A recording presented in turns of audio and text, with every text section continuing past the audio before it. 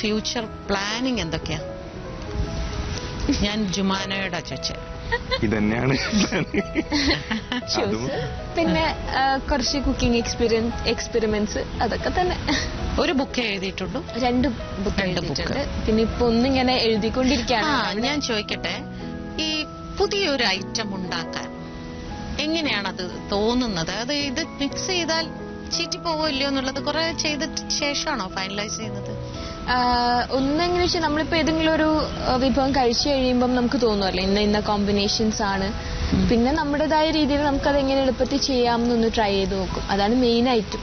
പിന്നെ നമ്മൾ അതിന് മുന്നേ ഒന്ന് നോക്കും എങ്ങനെ വരാൻ സാധ്യത ഉണ്ട്, ടേസ്റ്റ് എങ്ങനെ വരാൻ.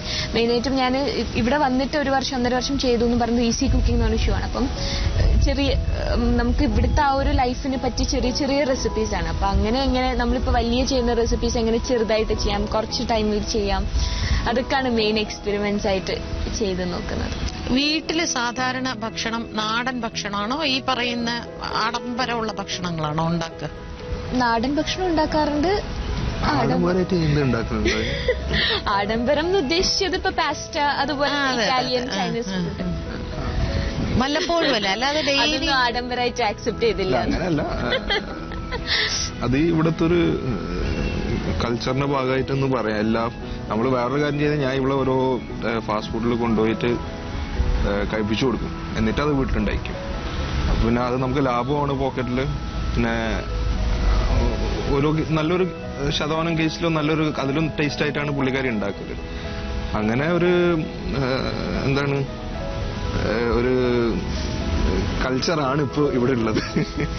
നമ്മളിങ്ങനെ പോയിരുന്നു, ഒരു ട്രിപ്പ് പോയി, 1 മാസം, ഒരു യൂറോപ്യൻ ട്രിപ്പ്. അപ്പൊ ഓരോ സ്ഥലത്ത് കൊണ്ടുപോയി ഇത് കഴിച്ചു നോക്കി പറഞ്ഞ് കഴിപ്പിക്കും. എന്നിട്ട് അത് എനിക്ക് അതുപോലെ ഉണ്ടാക്കിയിട്ട് അവിടുന്ന് കഴിച്ച ചിക്കൻ പോലെ എനിക്ക് വേണം. അങ്ങനെ ഈ ഹോട്ടലിൽ പോകുമ്പോ അവർ ചെയ്തതിനേക്കാൾ ബെറ്റർ ആയിട്ട് നമ്മൾ അങ്ങനെ തോന്നിയിട്ടുണ്ടോ? അധിക ടൈമിൽ എനിക്ക് അങ്ങനെയാണ് തോന്നിയത്. അതെ, ഇതിന് ഞാനും തിരിച്ചെന്തെങ്കിലും വാങ്ങിച്ചു കൊടുക്കേണ്ടി വരും. അല്ല, എനിക്ക് തോന്നുന്നു നമ്മള് ക്വാളിറ്റി ഇൻഗ്രീഡിയൻസ് അവരും എല്ലാ ഹോട്ടൽസും ചെയ്യുന്നുണ്ടാവും.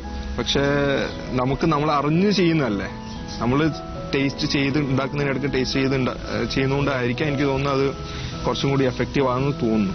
ഈ ഇൻഗ്രീഡിയൻസ് എന്ന് പറയുമ്പോൾ ഹാംഫുൾ ആയതും ഹാംലെസ് ആയതും ഒക്കെ ഉണ്ടല്ലോ, അതൊക്കെ നോക്കി തന്നെയാണോ വീട്ടിൽ നോക്കുന്നത്? ഇപ്പോ ചിലവര് പറയാം അജിനോമോട്ടോ നല്ലതല്ല. പുള്ളിക്കാരിന്റെ അഭിപ്രായത്തിൽ അതിന് കുഴപ്പമില്ല എന്നാണ്, പക്ഷെ ഞാനത് സമ്മതിക്കാത്ത ഒരു കൂട്ടത്തിലുമാണ്. അത് ശരിക്കും ടേസ്റ്റി ശരിക്കും കേട്ടതെന്ന് വെച്ചാൽ അത് പ്രശ്നമില്ല എന്നുള്ളത്. മോണോസോഡിയം ഗ്ലൂട്ടാമേറ്റ്, അങ്ങനെ MSG ആണ് ശരിക്കും അതെന്നാ പറയുന്നത്. അത് അജിനോമോട്ടോ അതിന്റെ ബ്രാൻഡ് നെയിം ആണെന്നാ പറയുന്നത്. അത് കുഴപ്പമില്ല, നമ്മൾ കഴിക്കുന്ന വേറെ ഫുഡിലും ആ ഫ്ലേവർ വരുന്നുണ്ട്. അതൊരു ഫ്ലേവറിംഗ് ഏജന്റ് ആണ്, അത് വരുന്നുണ്ട്. അത് ആരോഗ്യത്തിന് ഇനി പ്രശ്നമാണെന്ന് പറഞ്ഞാൽ പോലും അത് കഴിച്ചിട്ട് 70 years എന്തോ കഴിഞ്ഞാലാണ് അതിന്റെ എഫക്ട് വരിക എന്നാ പറയുന്നത്. അപ്പൊ നമ്മളിപ്പോ കഴിക്കുന്ന ഒരു 20 വയസ്സിൽ 90-ആം വയസ്സിൽ എഫക്ട് ഉണ്ടെങ്കിൽ എന്താ കുഴപ്പമെന്ന് ഞാൻ ചോദിക്കും സാധാരണ. ഇപ്പൊ ഒരു ചൈനീസ് ഫുഡ് കഴിച്ച് ഒരു 90 years അല്ലെങ്കിൽ 100 yearsലായിരിക്കും 30s കഴിച്ചാൽ വരിക. 100 years ഇപ്പൊ അതിന്റെ എഫക്ട് വന്നാൽ എന്താ ഇത്ര കുഴപ്പമെന്ന് ചോദിക്കും. 100 കൊല്ലം ജീവിക്കേണ്ടതെന്നാണ് ഇവളുടെ. അത്രയൊക്കെ ജീവിച്ചാൽ മതി എന്നല്ലേ? അതെ, ജീവിക്കാൻ മാത്രമല്ല ഇപ്പൊ നിൽക്കുമ്പോൾ നമുക്ക് ആ ഒരു ടേസ്റ്റിൽ കഴിക്കാലോ, ഫ്ലേവറിൽ എന്ന് പറയും. ഏത് നാട്ടിലെ ഫുഡ് ഉണ്ടാക്കാനാ ഇഷ്ടം? അങ്ങനെയല്ല, എല്ലാം ട്രൈ ചെയ്യാൻ ഇഷ്ടമാണ്. ആണോ? എന്നാലും കുറെ കൂടെ ടേസ്റ്റി, എപ്പോഴും നമ്മളെ മടുപ്പിക്കാത്തൊരു ഫുഡ് ഉണ്ടാവില്ലേ? അത് നമ്മുടെ നാടൻ ഫുഡ്, കണ്ണൂരിലെ ഫുഡ്. അത് എവിടെ പോയാലും നമ്മള്. കണ്ണൂരാണോ മഞ്ചേരിയാണോ? അല്ല, ബത്തേരി. സോറി, കണ്ണൂരാണോ ബത്തേരിയാണോ? ബത്തേരി കണ്ണൂർ ഫുഡാണ് നല്ലത്. ഫുഡ് കണ്ണൂർ തന്നെ, അത് സമ്മതിച്ചു കൊടുക്കണം. ശരിക്കും ബത്തേരി സെറ്റിൽഡ് ആണ്. ഇവര് ഉമ്മ കൊല്ലമാണ്, ട്രിവാൻഡ്രം കൊല്ലമാണ്, ഉപ്പ കണ്ണൂരാണ്. അപ്പൊ അവര് കല്യാണം കഴിഞ്ഞ് ഗവൺമെന്റ് ഡോക്ടേഴ്സ് ആയതുകൊണ്ട് അങ്ങനെ ഷിഫ്റ്റ് ആയിട്ട് ട്രാൻസ്ഫർ ആയിട്ട് മാനന്തവാടിയിലേക്ക് എത്തിയതാണ്. എന്താണ് മിസ് ചെയ്യുന്നത് ഇവിടെ താമസിക്കുന്നത്? ഇവിടെ എന്ന് വെച്ചാൽ ഒരു ഫ്ലാറ്റ് ലൈഫാണ്. നാട്ടില് ഇപ്പൊ പ്രത്യേകിച്ച് എന്റെ നാട് വയനാട് എന്നൊക്കെ പറഞ്ഞാൽ അവിടെ ഫ്ലാറ്റ് എന്ന് പറഞ്ഞ കോൺസെപ്റ്റ് ആയി തുടങ്ങിയിട്ടുണ്ടെന്ന് തോന്നുന്നു. പക്ഷെ അവിടെ ഇപ്പോഴും ഒരു എന്താ പറയാ, വില്ല എന്നൊന്നും പറയില്ല, വീടിന് മുമ്പിൽ പൂന്തോട്ടം, നമ്മളെ സ്വന്തം മരങ്ങൾ, പറമ്പ്, അതൊന്നും ഇവിടെ ആലോചിക്കാൻ കൂടി കഴിയാത്തൊരു കാര്യമാണ് സോഫാർ. ഇനിയിപ്പോ അത് മാറുമില്ലയോന്ന് അറിയില്ല, അങ്ങനെ മാറിക്കൊണ്ടിരിക്കുന്നെന്നാണ് പറയുന്നത് പുറത്ത്. പക്ഷെ ഇതുവരെ ഇപ്പോഴും ഫ്ലാറ്റ് ലൈഫാണ്. അത് ശരിക്കും ഒരു മിസ് ചെയ്യുന്ന ഒരു ഘടകമാണ് ശരിക്കും. അതുകൊണ്ട് കുട്ടികൾക്ക് നാട്ടിലേക്ക് പോകണം തോന്നാറുണ്ടോ? അതുകൊണ്ട് നാട്ടിലേക്ക് പോകണമെന്ന് തോന്നുന്നില്ല സത്യം പറഞ്ഞാൽ. എന്താ ഇവിടെ കിട്ടുന്ന ഫെസിലിറ്റീസ് ആണോ? എനിക്ക് തോന്നുന്നത് അത് ക്വാളിറ്റി ഓഫ് ലൈഫ് ശരിക്കും വ്യത്യാസം തന്നെയാണ്.